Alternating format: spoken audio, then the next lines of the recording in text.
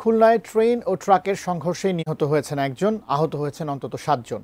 রাত 8:45টার দিকে মহানন্দা এক্সপ্রেস নগরীর খানজাহান আলী থানার আপিল গেট পার হওয়ার সময় এই দুর্ঘটনা ঘটে। এর ফলে সারা দেশের সঙ্গে খুলনার রেল যোগাযোগ বন্ধ হয়ে গেছে। ঘটনাস্থল থেকে আরও জানাচ্ছেন খুলনা বিভাগীয় প্রতিনিধি মোহাম্মদ অসীম। অসীম, সেখানকার এখনকার সবশেষ অবস্থা কি আমাদের দর্শকদের জানান।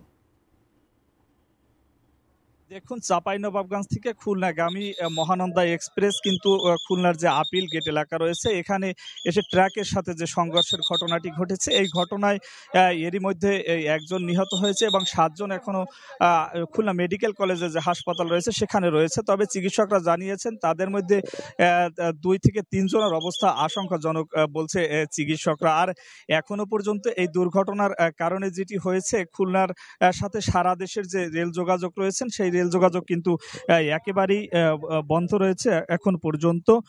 তবে যিনি রেলের যারা কর্মকর্তারা রয়েছেন তাদের সঙ্গে আমি কথা বলেছি, তারা বলেছে যেহেতু খুলনা থেকে একটি উদ্ধারগামী ট্রেন কিন্তু এখানে কিছুক্ষণের মধ্যেই আসার কথা রয়েছেন। আসার পরে এখান থেকে রেল লাইনের উপর যে দুর্ঘটনা কবলিত ট্রাক এবং রেলের কিছু অংশ যে রয়ে গেছে সেটি সরানোর পরেই কিন্তু আবার নূতন করে এই ট্রেন শুরু হবে। আসলে একেবারেই বিগত 4 ঘন্টা বন্ধ থাকার কারণে বিশেষ করে সুন্দরবন এক্সপ্রেস সহ বেশ কিছু ট্রেন কিন্তু আটকা রয়েছেন।